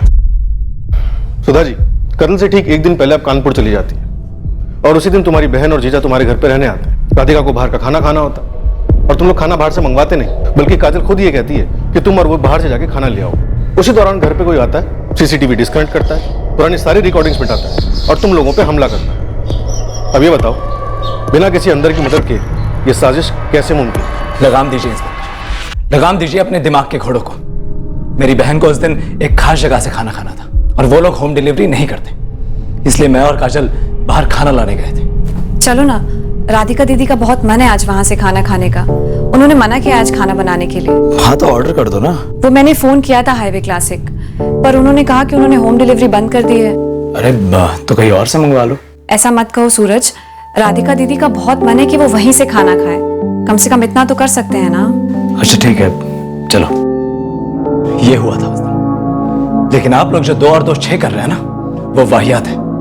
काजल पर शक कर रहे हैं आप? काजल पर? काजल ना सही तो फिर और कौन था जिसने हत्यारों की मदद की? अमित, राधिका, सुधा जी या फिर तुम?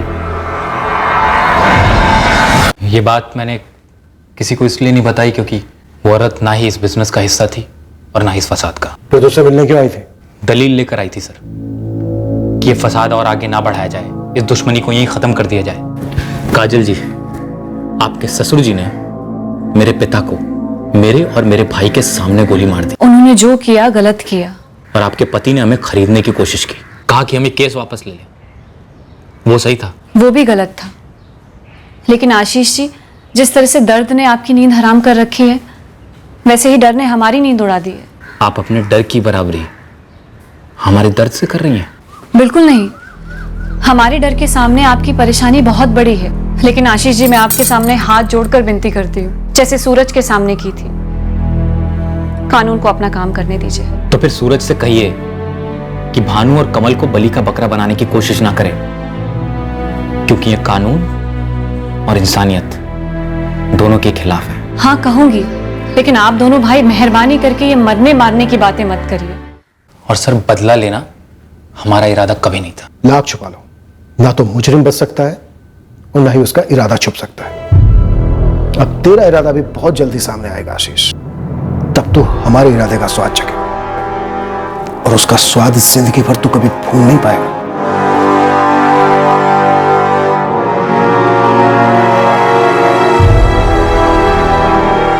सूरज, का तुम्हें बिल्कुल मालूम नहीं था कि काजल उस शुक्ला के बेटे को क्यों मिलने गई थी? नहीं गई थी माँ। ये सब शुक्ला भाइयों की चाल है, पुलिस को गुमराह करने के लिए, और साजिश है हमें फंसाने की। सर, काजल के फोन रिकॉर्ड में आशीष का नंबर फिगर नहीं होता है। फिर भी वो जाकर मिली आमने सामने, और क्या बात हुई हमें ये सिर्फ आशीष का वर्जन मालूम है। क्या काजल ने शुक्ला बंधुओं की मदद की होगी अपने पति के मर्डर प्लान में? हो सकता है, पर सबूत क्या है?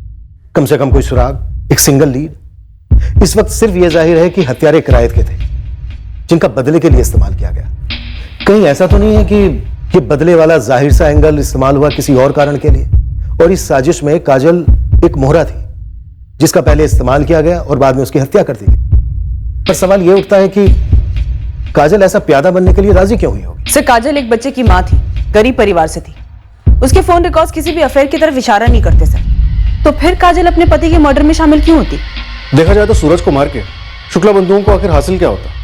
खून का बदला खून, इससे ज्यादा और क्या? सर, राधिका का पति अमित ठाकुर, शायद उसका कोई स्वार्थ हो।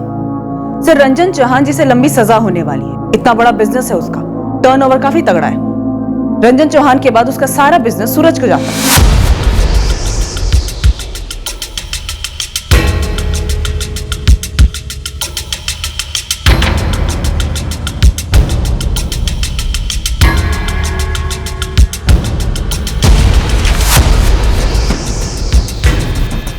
सर, अमित ठाकुर के फोन रिकॉर्ड्स में कुछ भी सस्पिशियस नहीं मिल रहा है। राधिका के कॉल रिकॉर्ड्स की भी सेम स्टोरी है, लेकिन एक बात अजीब है। कत्ल के दिन अमित और राधिका के बीच का फोन कॉल दोपहर 12:45 पे। शूट आउट दोपहर को लगभग 1:15 बजे हुआ, और अमित के स्टेटमेंट के हिसाब से वो 12:30 बजे अपने क्लाइंट से मिलने के लिए निकला, और उसके 15 मिनट बाद ये फोन कॉल किया गया। कोई रूल है कि घर से निकलने के 15 मिनट बाद मैं अपनी वाइफ से बात नहीं कर सकता फोन पे? मर्डर केस की तहकीकात में भी कोई रूल नहीं होता। फोन क्यों किया था? एक पर्सनल बात थी। वाकई पर्सनल है तो ये बात इस कमरे से बाहर नहीं जाएगी, प्रॉमिस है मेरा। जब भी अमित किसी जरूरी प्रोजेक्ट के लिए बाहर जाते हैं तो मैं उन्हें फोन करती हूँ, विश करती हूँ। अरे सॉरी सॉरी सॉरी, तुम भी इतनी जल्दबाजी में निकल गए ना, मैं बोलना भूल गई। ऑल द बेस्ट जानू। थैंक यू जानू, आई लव यू। आप मुझ पे और राधिका पे शक कर रहे हैं? गहरा शक, क्योंकि एक बात तो साफ है, चौहान परिवार का कोई ना कोई सदस्य इस सब में शामिल था, जिसके बिना सीसीटीवी को नाकाम करना नामुमकिन था। घर के अंदर से कोई नहीं है सर, हम लोगों के बीच आज भी अच्छे रिश्ते हैं। जबकि आपको जाना चाहिए शुक्ला बंधुओं के पीछे। शुक्ला बंधु अंदर है, बल्कि हमें ये जानना है कि आपके घर के अंदर सीसीटीवी कंट्रोल रूम के बारे में हत्यारों को कैसे पता चला। तो आप क्या कहना चाहती हैं? अमित या मैं शामिल है इसमें? सूरज मरवाना चाहता था काजल को? सूरज का कोई अफेयर था या काजल का कोई प्रेमी था? आप लोगों में शर्म नाम की कोई चीज नहीं है ना? बिल्कुल नहीं है, क्योंकि चुटकी भर शर्म के चक्कर में अगर सच कुर्बान हो जाए तो वो शर्मिंदगी हमसे झेली नहीं जाती।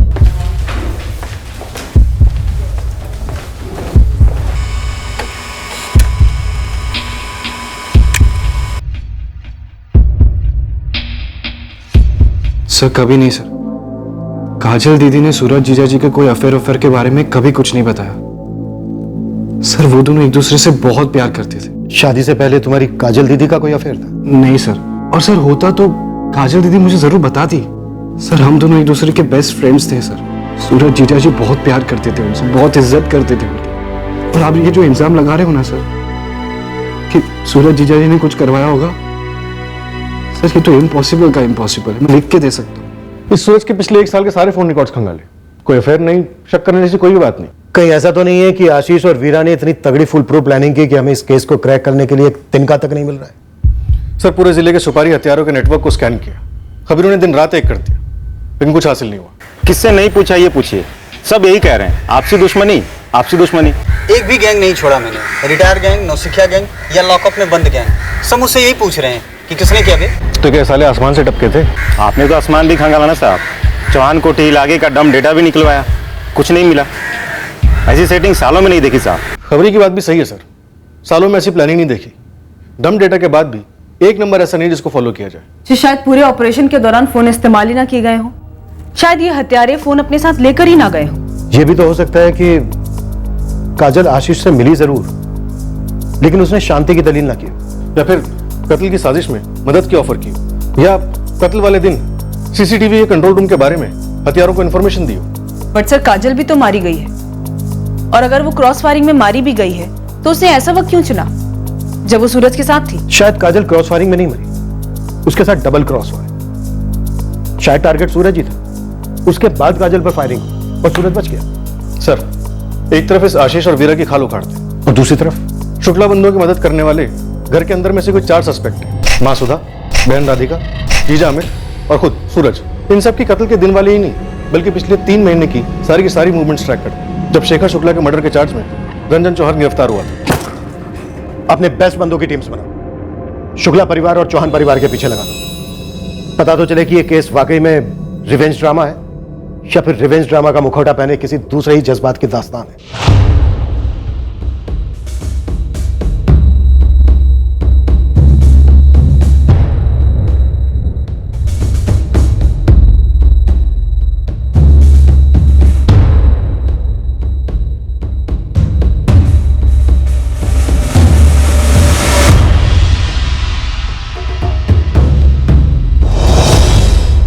दोनों फैमिलीज में कोई भी मूवमेंट नहीं मिली। साहब एक छोटी सी बात है, सोच रहा हूँ बताने लायक है या नहीं। बोल। रंजन चौहान के भट्टे के मैनेजर से बात हुई थी, उसने बात में एक नाम लिया था। तू भी ले। जगदीश कनौजिया नाम है बंदे का, भट्टे पे काम करता था। हाँ, कांड से 1 महीने पहले वो नौकरी छोड़ के चला गया। तो ये जगदीश साहब भट्टे पे ही पैदा हुआ था और रंजन चौहान के सबसे खास मुलाजिम में से एक था। हमने कितनी बार पूछा, अबे जगदीश बोल तो, माजरा क्या है, पर नहीं, कुछ बोला ही नहीं। हमें ये बात खली तो हमने सूरज जी को भी ये बात बोल दी। हाँ जगदीश ने कहा था मुझसे उसका कोई पारिवारिक मामला है। ऐसा नहीं है सूरज जी, मुझे नहीं लगता कि कोई पारिवारिक मामला है। अब जबरदस्ती थोड़ी कर सकते, उसे नहीं काम करना तो नहीं करना। सूरज जी, जगदीश हम सबसे पहले इस भट्टी पर काम करता है, वो अचानक ऐसे नौकरी छोड़कर चला जाएगा, ये बात ही अपने आप में अजीब है। जरूर कुछ छुपा रहा है वो। राजू तुम खामखा टेंशन ले रहे हो, जाने दो उसे, उसके बदले कोई और आ जाएगा। पर हाँ, काम नहीं रुकना चाहिए। नंबर दे जगदीश कनौजिया का। चौहान परिवार का वफादार जगदीश। अभी नया खिलाड़ी कौन है साहब? ये नया खिलाड़ी तुम्हारे पुराने खेल की पोल खोलेगा। बोलो, कैसे जानते हो जगदीश को और क्या हाथ है तुम लोगों का इस साजिश में? जब हमारा ना हाथ था, ना पैर था, ना कुछ और था इस कांड में, तो हमसे पूछकर आपको क्या मिलेगा? जगदीश तो बहुत जल्द हम लोगों की गिरफ्त में होगा और वो बोलेगा, और उसके बाद हमारे डंडे बोलेंगे, और फिर तुम लोग बोलने के लायक नहीं रहो। इसलिए भी मौका है, सोच के बता दो जगदीश को कैसे जानते हो और ये पूरा कांड क्या था।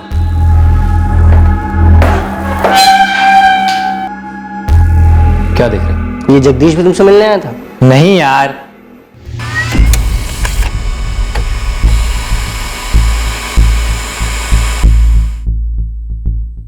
जगदीश कनौजिया? हाँ, काम करता था हमारी भट्टी में। अब कहाँ है?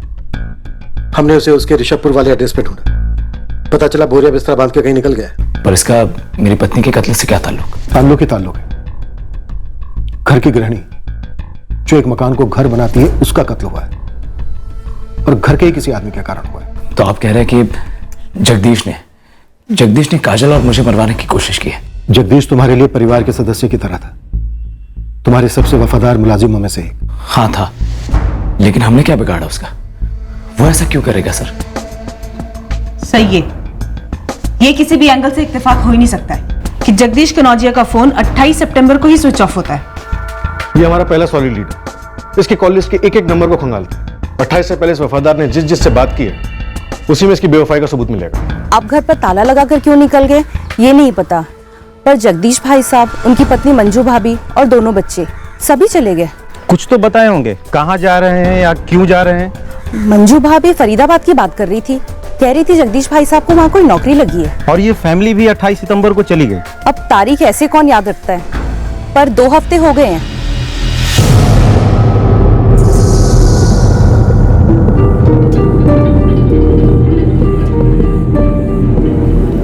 कहीं ना कहीं कुछ ना कुछ जरूर छूट गया है, वरना बात ऐसे अटकती नहीं। मैं पहले ही कह रही थी कि जगह गलत है, और ये सीसीटीवी वाला पैंतरा तो और भारी पड़ गया। सीधा अंदर की तरफ इशारा कर दिया इसने। तो क्या सीसीटीवी को ज्यों का त्यों रहने देते?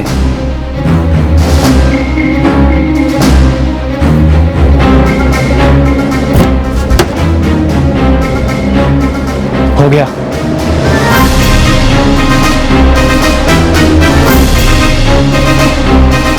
सीसीटीवी कनेक्शन निकाल दिया। वो लोग कभी भी घर पे पहुंचते ही होंगे।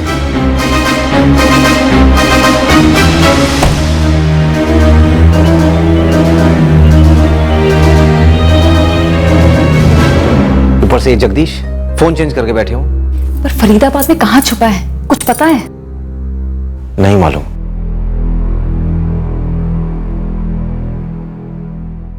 क्या सोचकर गई थी तुम आशीष शुक्ला से मिलने? मेरा बस एक ही मकसद है सूरज, इस डर में और नहीं जीना। और उससे हुआ क्या? हाँ, केस वापस लेने को तैयार है वो लोग? दुश्मनी को आगे नहीं बढ़ाएंगे, आंख के बदले आंख नहीं फोड़ेंगे। आशीष शुक्ला मुझे समझदार मालूम हुआ, यही समझदारी मैं तुमसे चाहती हूँ। कोर्ट जो भी फैसला ले पापा जी के लिए, उसे कबूल करना होगा। काजल, मैं नहीं चाहता कि तुम भी इस झमेले में पड़ो। वो कैसे हो सकता है? तुम जहां मैं वहां, करण भी वहां। सूरज, क्या तुम चाहोगे कि करण तुम्हारे और पापा जी के नक्शे कदम पर चले, इसी डर और बदले वाले माहौल में पले बढ़े और उसी गुरूर में जिए कि दुनिया को अपने अंगूठे और तलवे के नीचे दबाकर रखना चाहिए? काजल, हम एक परिवार है और पापा जी सिर्फ मेरे पापा नहीं, इस परिवार के सरदार है वो, और परिवार के सरदार की हिफाजत करना हमारा फर्ज है। अगर हम अपने परिवार के सरदार की हिफाजत नहीं करेंगे तो ये घर ही नहीं रहेगा। सही गलत अपनी जगह काजल, लेकिन जो फर्ज है वो तो निभाना ही है ना।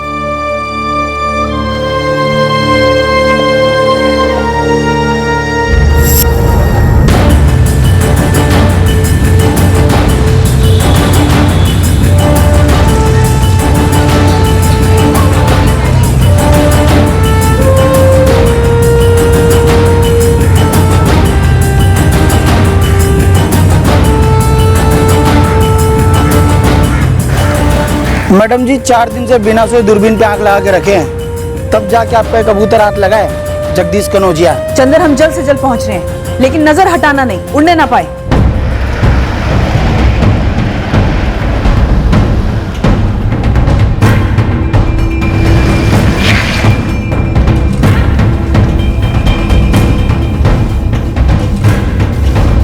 तो तुम इसे नहीं पहचानते?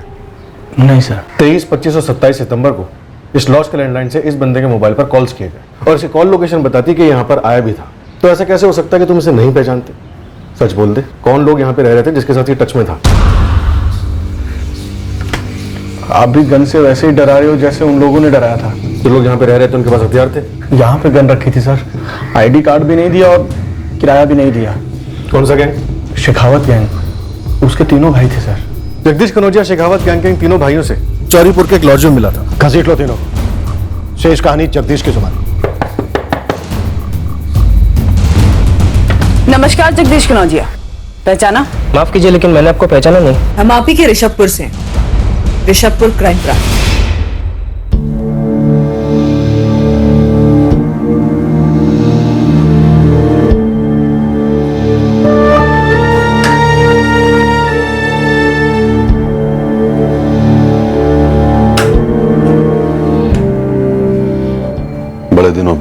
निकाला अपने पापा से मिलने के लिए,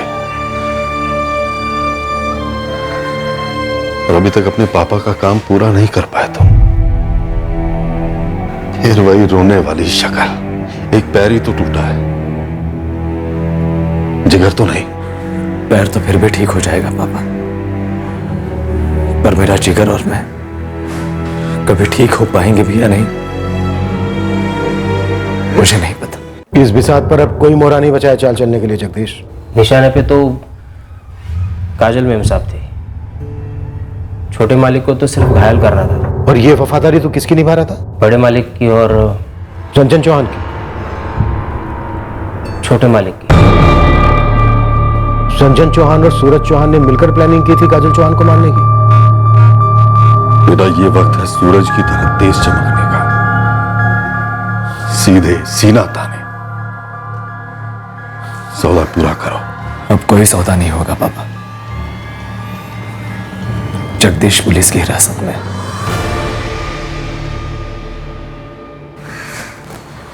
इतना सब कुछ करने के बाद तुमने ये होने कैसे दिया सूरज? इतना सब कुछ करने के बाद भी कुछ हासिल नहीं हुआ पापा,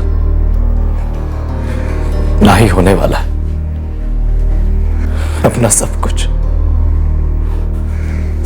खो चुका हूं मैं। तुम्हारा सब कुछ तुम्हारे पापा हैं सूरज। अब अगर तुम कमजोर पड़ गए ना तो अपने पापा को खो दोगे। आपको तो मैं उसी वक्त खो चुका था जिस दिन मैंने अपने आप को खोया था। मेरी बात ध्यान से सुनो सूरज। अगर शुक्ला बंधु पैसों से नहीं झुकते तो पीठ तोड़कर घसीटो उन्हें। पर कैसे पापा, कैसे? उन्हें भी वहीं लाकर खड़ा करो जहां इस वक्त मैं खड़ा हूं। कत्ल के इल्जाम में अंदर करवाओ और फिर उनसे सौदा करो कि अगर वो केस पीछे लेते हैं तभी तुम केस पीछे लोगे। बराबरी का सौदा होगा, कत्ल का सौदा। कत्ल? हाँ, कत्ल। पर पापा किसका कत्ल? ये मायने नहीं रखता है सूरज कि किसका कत्ल होगा, मायने ये रखता है कि किसे छुड़ाने के लिए कत्ल किया जाएगा। तुम इस कत्ल की साजिश रचोगे। इस कदर की बारीकी की प्लानिंग होगी कि शुक्ला के पिल्ले उस जाल से कभी निकल ही नहीं पाएंगे। पर किसका कत्ल? परिवार के लिए कत्ल होगा, हमारे लिए, तुम्हारी मां के लिए, तुम्हारी बहन राधिका के लिए, उसके पति अमित के लिए, और इस घर के चिराग हमारे करण के लिए। ये सभी हमारे परिवार के ही हैं सूरज। सिर्फ तुम्हारी पत्नी काजल इस परिवार की नहीं। पापा, पत्नी तुम्हें दूसरी भी मिल सकती है लेकिन तुम्हें दूसरे पापा कभी नहीं मिल सकते। इस वक्त तुम्हारा परिवार ही तुम्हारे लिए सब कुछ है। काजल को हम कूड़े से उठाकर लाए थे, उसे ऐसी जिंदगी दी जो उसे 7 जन्मों में नसीब नहीं होती। अब अगर हमारे परिवार के लिए उसकी आहुति चढ़ती है तो चढ़ जाने दो। हम उससे भी बेहतर लड़कियों की लाइन लगा देंगे तुम्हारे लिए सूरज, ये वादा है हमारा तुमसे। सूरज, हमारे परिवार का सबसे वफादार आदमी है जगदीश। तुम उसकी मदद लो, राधिका और उसके पति अमित की भी मदद लो। लेकिन हाँ बेटा, अपनी मां को इन सब चीजों की भनक मत लगने देना। वो हमारे परिवार की सबसे कमजोर कड़ी है। लेकिन तुम्हें इस परिवार का खंबा बनना है सूरज, और आगे चलकर सरदार भी बनना है।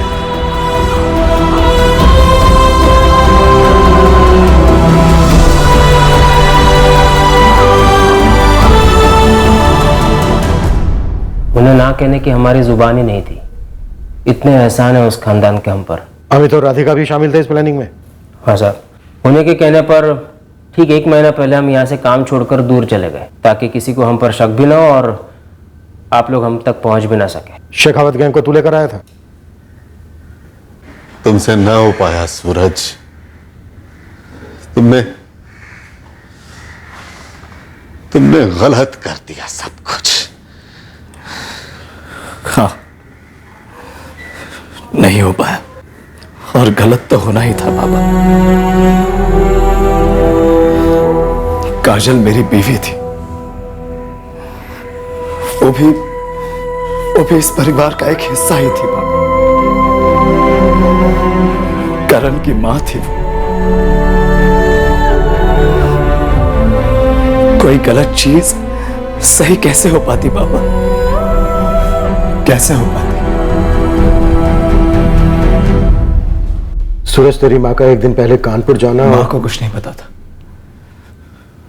दरअसल उनका बाहर जाना बिल्कुल सही मौका समझा गया और जगदीश को बोला गया कि अगले दिन ही काम करना है। बाकी राधिका का बाहर का खाना खाने का मूड होना, ये साजिश का हिस्सा था काजल को तेरे साथ बाहर ले जाने के लिए। अच्छा हुआ सूरज तूने मेडिकल की पढ़ाई बीच में ही छोड़ दी। जिस आदमी को सही और गलत की पहचान ना हो, जिसके पास खुद खड़ा होने के लिए रीढ़ की हड्डी ना हो, जो खुद मरा हुआ हो, वो किसी दूसरे को क्या बचाता।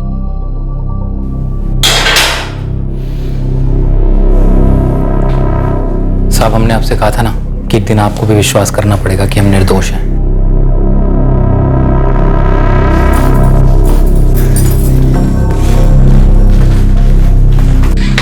सर, शेखावत गैंग को कानपुर पुलिस ने घेर लिया है। सरेंडर नहीं कर रहे। क्या तो सरेंडर करें तो ठीक है, नहीं तो कोई खास फर्क नहीं पड़ता ये लोग अंदर हो या बाहर, शामिल नहीं हो। मुझे लगा था तू अपने पापा का साया बनेगा, पर तू तो उनसे भी आगे निकल गया। मां, मैंने गलती नहीं, गुनाह किया है। सही और गलत में फर्क नहीं कर पाया मैं काजल से बहुत प्यार करता था, पर पापा के लिए इज्जत उस प्यार पर हावी हो गई। जो हुआ उसे बदला तो नहीं जा सकता सूरज, पर यह सिलसिला मैं आगे नहीं बढ़ने दूंगी। मैं वचन देती हूं तुझे, तेरा बेटा करण काजल जैसा बनेगा। वो तेरा साया नहीं बनेगा, मैं उसे बनने नहीं दूंगी। इस तरह के और भी एपिसोड देखने के लिए हमारे चैनल को सब्सक्राइब करें और बेल आइकन दबाना ना भूलें।